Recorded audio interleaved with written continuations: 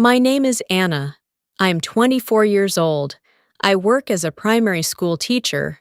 I love children and I love reading books.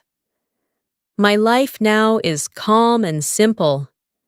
I wake up early, drink coffee, and go to school. My students smile at me every day, and that makes me happy. I also have a boyfriend. His name is Daniel. He is 25 years old. He wants to become an English professor one day. He is kind, gentle, and smart. We met 1 year ago at a book event. We both love stories, so we started talking very easily. At first, I was shy. I did not have many long relationships before. But Daniel was patient with me. He listened to me. He always spoke kindly. Even when he did not like someone, he never said bad things about them. That is one thing I really liked about him. Our relationship felt safe. We laughed together. We read books together. Sometimes we just sat quietly, and it still felt nice. I thought, this is what true happiness feels like. But there was one thing I never told him. I never told him about my past. When I was younger, my life was very different. I was not like I am now. I was overweight. Not just a little. I was very big. In school, people looked at me differently. Some people were kind, but many were not. They laughed at me. They whispered behind my back. I tried to act strong, but inside, I felt very small. I did not like mirrors. I did not like photos. I did not like going to parties. I felt like I did not belong anywhere. When I went to college, things did not change much. I thought maybe people would be more mature, but some people were still mean. One day, something happened that changed my life. There was a group of girls in my class. They were popular and beautiful. One day, they invited me to join a small event. I was surprised. I thought maybe they wanted to be my friends. I felt happy. I said yes. But it was not real. It was a joke. They made me dance in front of others and recorded it. They laughed at me. They shared the video with other students. I became a joke again. That night, I went back to my room and cried for hours. I looked at myself in the mirror and asked, "Why am I like this?" That moment hurt me deeply, but it also woke me up. I decided to change my life. It was not easy. It took time. It took pain. I started to eat healthy food. I exercised every day. Some days I wanted to give up, but I did not. Slowly, my body changed. But more importantly, my mind changed. After 2 years, I lost a lot of weight. People started to look at me differently. They smiled at me. They treated me better. I also changed my style. I cut my hair. I learned how to dress well. I started to feel confident. But I also did something else. I left my past behind. I did not talk about it. I did not show old photos. I did not tell new people about the old me. Even my close friends now do not know everything. And Daniel, he only knows the new me. The happy, confident, perfect me. Sometimes I thought about telling him, but I was scared. What if he sees me differently? What if he thinks I am not attractive? What if he loses interest? So I stayed silent. I told myself, the past is gone. It does not matter anymore. And for a long time I believed that. Until one night, everything changed. Last week, my old college friend, Lily, came to visit me. She was my roommate in college. She knows everything about my past. She stayed at my apartment for a few days because she had a wedding to attend nearby. Daniel came over for dinner that night. The three of us sat together, ate food, and talked. Lily started to tell stories from college. Funny stories, embarrassing stories. Daniel was very interested.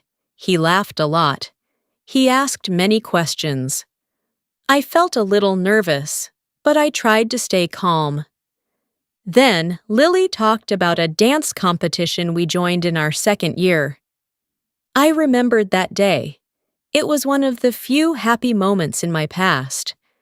Daniel said, "Really? I want to see that." I felt my heart beat faster.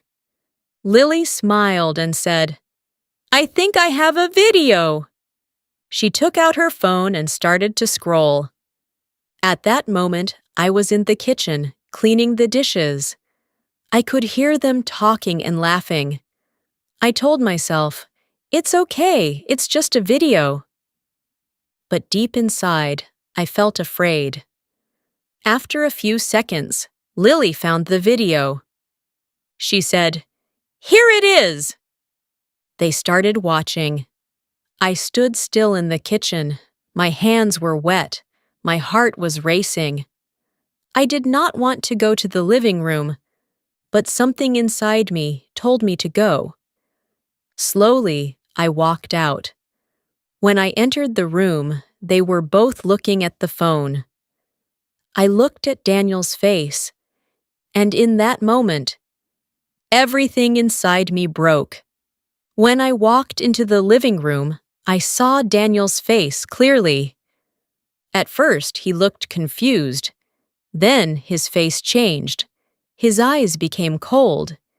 His lips moved in a strange way, like he did not like what he was seeing. My heart dropped. I looked at Lily. She was watching the screen, smiling a little, remembering the old days. She did not notice anything strange yet. Then Daniel spoke. He pointed at the screen and said, "Who is that girl? Next to the big one?" His voice was not kind. It was not soft. It was sharp. It felt like a knife. For 1 second, everything went quiet. Lily stopped smiling. Her face changed fast. She looked shocked. She looked at me. I felt like I could not breathe. I knew what he meant. I knew who he was talking about. He was talking about me. The old me. The girl I tried so hard to forget. Lily quickly moved the phone away and said, "No, that's not." But I stopped her. I took a deep breath. My hands were shaking, but I tried to stay calm. I looked at Daniel and said slowly, "That girl is me." He froze. His face went pale. His eyes became wide. He looked at me, then back at the phone, then at me again. "No, that's not possible," he said. But I nodded. "It is me," I said again. The room felt heavy. The air felt thick. No one spoke for a few seconds. Then Daniel stood up quickly. "I didn't know," he said fast. "I swear, Anna, I didn't know. I would never say that about you." But I felt something break inside my chest. "You just did," I said quietly. My voice was calm, but inside I was shaking. "I think you should leave," I added. "Anna, please," he started. "I need space," I said. He looked like he wanted to say more. His eyes were full of regret, but I could not look at him anymore. I turned away. After a moment, he slowly walked to the door. "I'm so sorry," he said again before leaving. The door closed. Silence. Lily looked at me with sad eyes. "I'm so sorry," she said. "I didn't think he would react like that." I nodded. "It's okay," I said. But it was not okay. Not at all. That night, I could not sleep. I lay in my bed, staring at the ceiling. My mind was full of memories. I saw the old me again. The girl in the video. The girl people laughed at. The girl who felt ugly. I thought I left her behind. But now she was back. And the worst part was, the man I loved looked at her with disgust. Tears rolled down my face. I tried to stop, but I could not. I hugged my pillow and cried quietly. Why does it still hurt? I asked myself. I changed.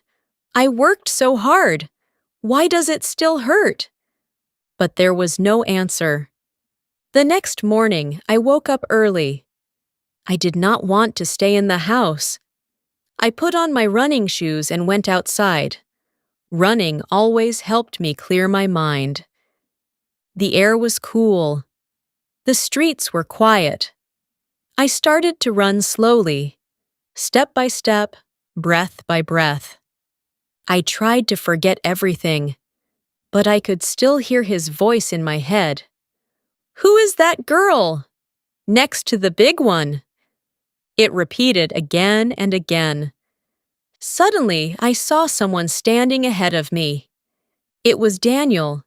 He was holding flowers and a cup of coffee.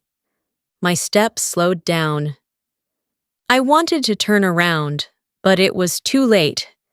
He already saw me. "Anna," he said softly. I stopped a few steps away from him. He walked closer. "I'm so sorry," he said again. "I didn't know it was you. I would never say something like that about you." I looked at the ground. "I know," I said, but my voice felt empty. He held out the flowers and coffee. "These are for you." I looked at them, then back at him. "I have to finish my run," I said quietly. "You can keep them." His face fell. "Anna, please, talk to me." But I shook my head. "Not now," I said. Then I ran past him. I did not look back. For the next few days, things felt strange. We still talked, but not like before. I did not call him first. I did not hug him.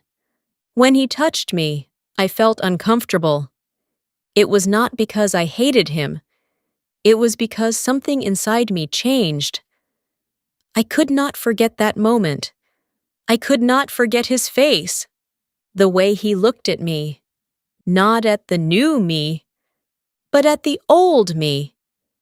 And I started to ask myself a painful question. If he knew from the beginning, would he still love me? That question stayed in my heart, heavy, cold, and no matter how much he said sorry, the feeling did not go away. The days after that moment felt slow and heavy. Before, my life felt light. I smiled easily. I laughed with Daniel about small things. But now, everything felt different. It was like there was an invisible wall between us. Daniel tried very hard to fix things. He called me more often. He sent me sweet messages. He told me I was beautiful. He said he loved me. But every time he said those words, something inside me hurt, because I remembered what he said before. And I started to doubt everything. When he said, "You are beautiful," I thought, "Only now?" When he touched my hand, I thought, "Would you still do this before?" I did not want to think like this, but I could not stop. One evening, we sat together on the sofa. We were watching a movie, but I was not really watching. My mind was somewhere else. Daniel looked at me. "You are quiet," he said softly. "I'm just tired," I replied. That was my answer every day. Tired. But the truth was, I was not tired. I was hurt. He moved closer and gently touched my hand. I felt my body become stiff. It was not a big movement, but he noticed. His hand slowly moved away. That moment was very small, but very painful for both of us. "Anna," he said, his voice low, "are you still upset with me?" I stayed quiet. I did not know what to say. He looked down.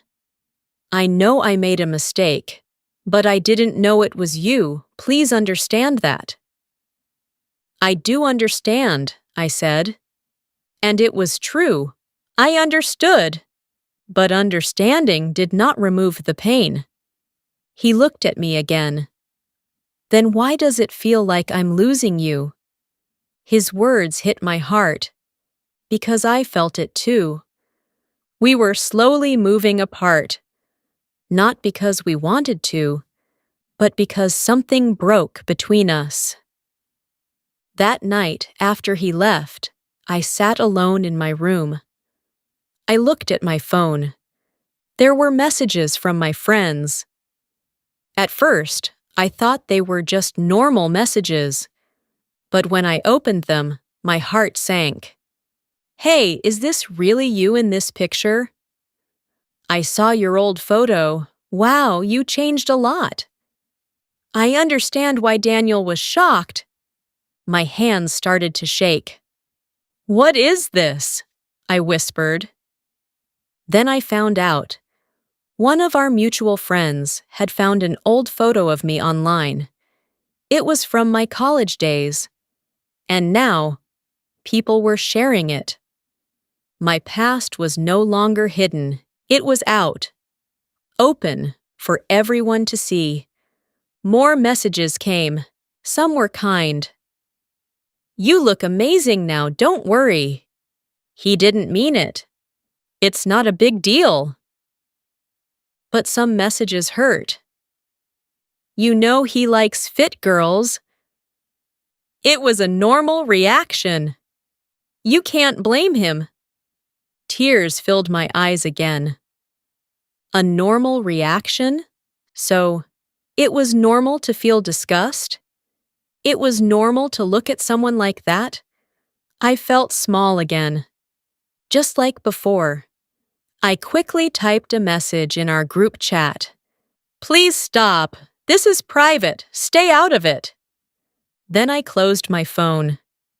I did not want to see anything else. Later that night, Daniel called me. I answered after a few seconds. "Anna, I'm so sorry," he said quickly. "Why did you tell them?" I asked.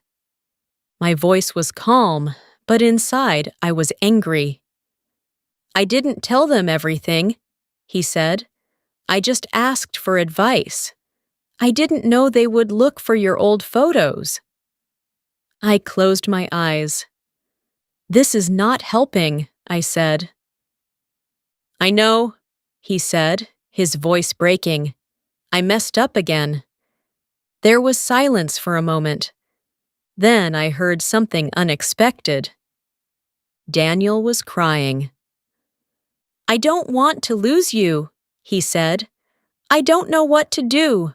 Please tell me what to do." Hearing him cry made my heart hurt, because I knew he was not a bad person. He was kind. He cared about me, and he was truly sorry. "I told you, it's okay," I said softly. But he replied, "No, it's not okay." He paused, then said something that made my chest feel tight. "You don't look at me the same way anymore." I did not answer because he was right. I didn't. Before, when I looked at him, I felt warm. Now, I felt confused, lost, afraid. I still loved him, but something was missing, something important. Trust? Safety? Maybe both. After the call ended, I sat in silence. I asked myself many questions. Am I overreacting? He didn't know, so is it really his fault? People have preferences, right? But then, why does it hurt so much? I touched my arm gently, as if I was trying to comfort myself. I remembered my past again, the pain, the laughter of others, the feeling of not being enough. I thought I became strong. I thought I moved on. But maybe I just hid it deep inside, and now it came back. Because of one moment, one sentence, one look. I stood up and walked to the mirror. I looked at myself. The new me. The confident me. But behind that, I could still see the old me. The girl who was scared. The girl who just wanted to be loved. Tears rolled down again. I don't want to lose him, I whispered, but I don't know how to feel okay again. That night, I understood something. This was not just about him. This was about me, my past, my pain, my self-worth, and maybe my idea of love. But one question stayed in my heart. What is true happiness? Is it being loved for who I am now, or being accepted for who I was before too? The next morning, I woke up early again. But this time, I did not go for a run. I just sat by the window with a cup of coffee in my hands. The sky was soft and gray. The world felt quiet. My mind was not quiet. I kept thinking about everything, about Daniel, about my past, about myself. I asked myself the same question again and again. What is true happiness? Before, I thought happiness was simple. A kind boyfriend, a peaceful life, a better body, a new version of me. I worked so hard to build this life. I changed my body. I changed my style. I changed my world. But I never really healed my heart. I never truly accepted the girl I used to be. I just hid her. I pretended she did not exist, but she was still inside me, waiting. And when Daniel said those words, she came back. I closed my eyes and took a deep breath. Then I made a decision. I needed to talk to him. Not just to fix the relationship, but to be honest, for the first time. That evening, I asked Daniel to meet me at a quiet park. He came early. I could see him sitting on a bench, looking nervous. When he saw me, he stood up quickly. "Anna," he said softly. I walked toward him slowly. For a moment, we just looked at each other. Then I sat down. He sat next to me, but not too close. "I've been thinking," I started. He nodded, waiting. "I know you didn't mean to hurt me," I said. "I understand that." His eyes filled with hope, but I raised my hand gently. "Please, let me finish." He stayed quiet. "That moment hurt me," I continued. "Not just because of what you said, but because it reminded me of something I never healed." He looked confused, but he listened carefully. "I was not happy in my past," I said. I felt ugly. I felt small. People treated me badly, and I thought, if I change my body, everything will be okay. I smiled a little, but it was a sad smile. And yes, many things became better.